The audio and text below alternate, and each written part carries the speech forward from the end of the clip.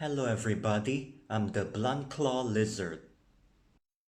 I also included Chinese subtitles for the rest of this video from this point onwards. To turn on Chinese subtitles, just click on the captions icon at the bottom right corner of this video and select Chinese. I recently pre-ordered an Illegear Onyx VX for my brother. It was going to be his birthday gift. I ordered it as a bare-bones gaming laptop because I wanted to install the RAM and the SSD by myself. Illegear is a Malaysian company that has been selling custom laptops for at least 10 years. They also sell custom desktop computers, monitors, and other peripherals. I'm not sure how Illegear's warranty works in other countries since Illegear mostly sells their laptops in Malaysia. Every Illegear laptop comes with a 2-year carry-in warranty by default.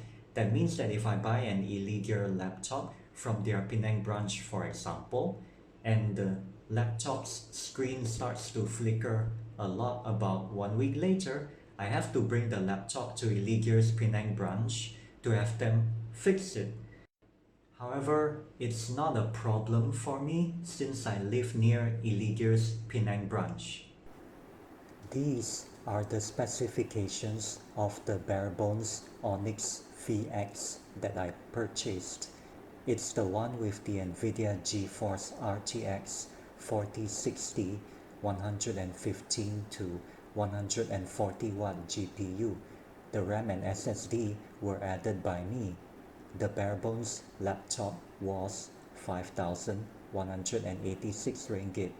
The RAM and SSD were 1,276 ringgit. The total cost of this laptop was less than 6,500 ringgit. At first, I ordered a pair of 16GB Kingston HyperX Fury Impact DDR5 SODIMM RAM sticks running at 5600 MHz and a 2TB Kingston NV2 M.2 NVMe SSD. I wasted around 8 days waiting for the Shopee preferred seller to ship the RAM and SSD to me. The seller kept on delaying the shipment with excuses such as there wasn't any stock for the RAM. I even applied for a Shopee extended guarantee, but Shopee automatically cancelled the order. I did get a full refund. Time was running out, so I had to buy similar products from a physical store. I bought two 16GB Kingston Value RAM DDR5 SODIMM RAM sticks running at 4800 MHz for great multitasking performance. The Kingston NV2 M.2 PCIe NVMe SSD that I bought has around 2000 gigabytes of capacity, which should be enough to store several games, software, and files. The back of the laptop has around 12 screws, which are easy to remove with a Phillips head screwdriver of appropriate size. I yanked open the plastic back cover and nothing broke.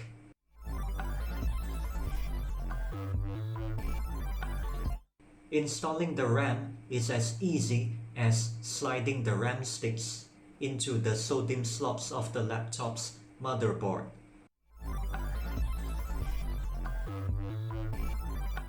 To install the M.2 SSD, I removed a screw with a Phillips head screwdriver, slid the M.2 SSD into the M.2 slot, pushed the SSD down, and secured it with the removed screw.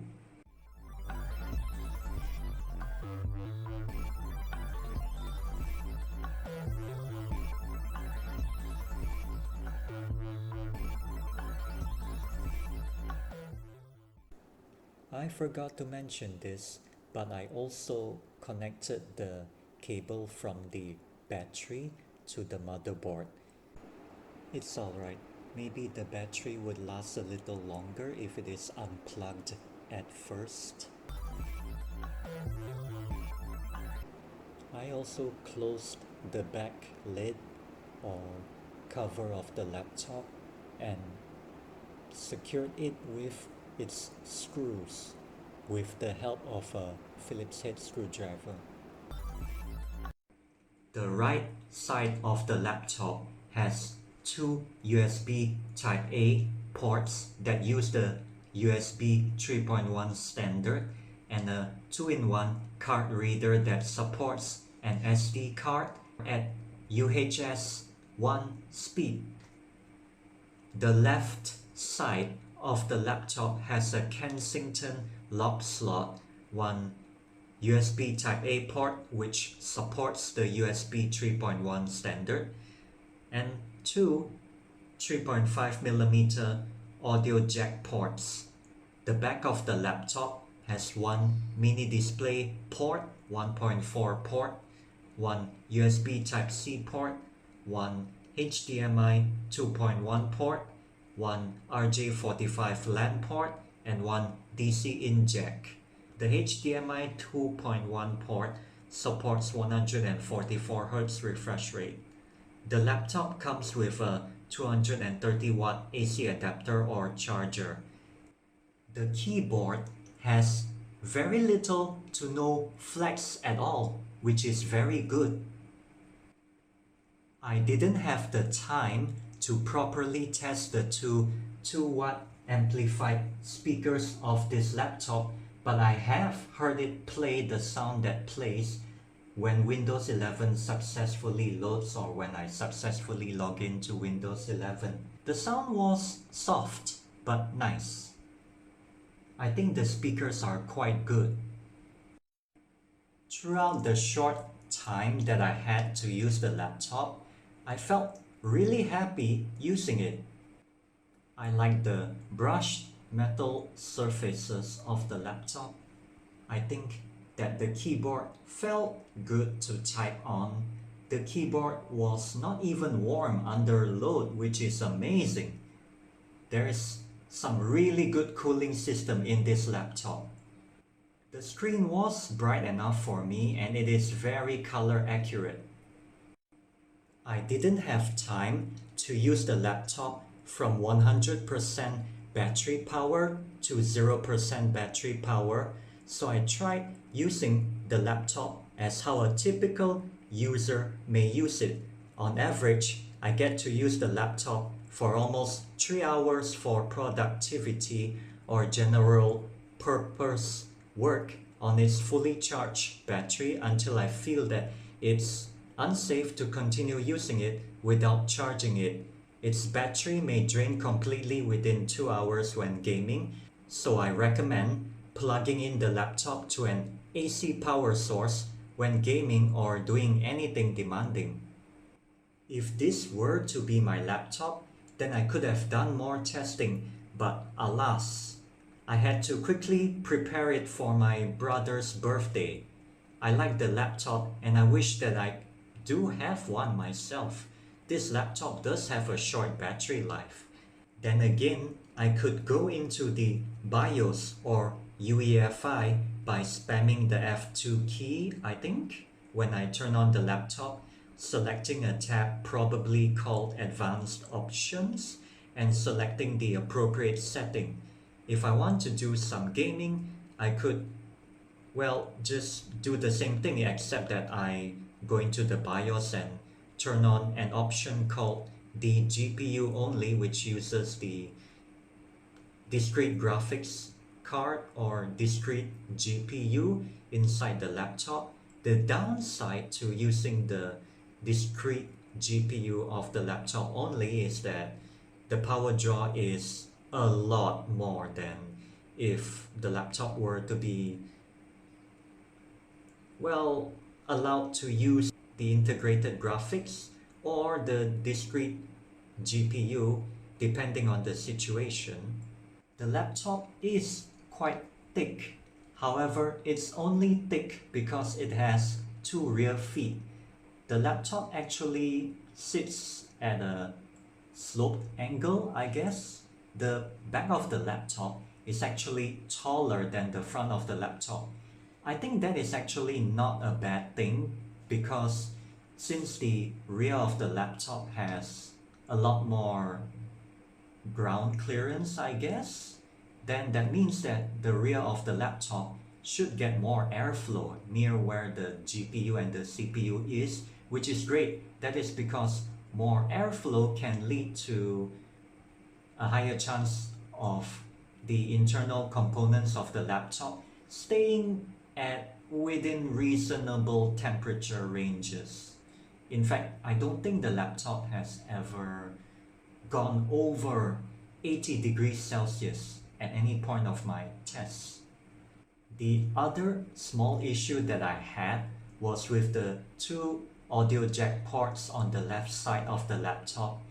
There wasn't any markings to indicate which audio jack port is for a headset's microphone and which audio jack port is for a headset's speakers. I found out through trial and error testing that the top audio jack port was for a microphone and the bottom one is for a speaker. Then again, it's not a really big problem. Let's talk about the strengths of this laptop. This laptop has amazing gaming and multitasking performance. It does not even get hot under load. This laptop's build quality is great. This laptop's base model price and specifications are decent. This laptop has no bloatware. I don't consider the Illegear Command Center or Illegear Control Center to be a bloatware because it is a useful software. You could use it to actually control the, well, RGB lighting effects of the keyboard and turn on the performance mode or turbo mode, which increases the fan speed. It does get really loud, but it does keep the temperatures down. This laptop's screen is very color accurate and the colors on its screen are very vibrant or beautiful. Overall, I can recommend this gaming laptop to any gamer, graphic designer, or content creator who is willing to spend about 6,000 ringgits on a decent mid-range gaming laptop. These are the gaming benchmark test results I obtained. To kind of represent the mobile genre of video games, I played League of Legends. Forgive me for feeding a lot as Kog'Maw. I'm a terrible player and I felt tired at the time. Anyway, I played one PvP game, recorded the average frame rates, 1% low frame rates, and took the average. I'm sorry, but I forgot to check the game's graphics settings. However, at 1920 by 1200 pixels, the Onyx VX plays League of Legends at an average frame rate of 160 FPS and 1% low frame rates of 107 FPS. These results were also obtained while running MSI Afterburner's performance monitoring overlay and Xbox Game Bar because I was afraid I didn't record the video, and XSplit Gamecaster all at the same time. I was impressed that the performance was this good and that the CPU and GPU were able to churn out such a great performance without being fully utilized. That is very good, and it would pair nicely with this laptop's 165Hz refresh rate screen.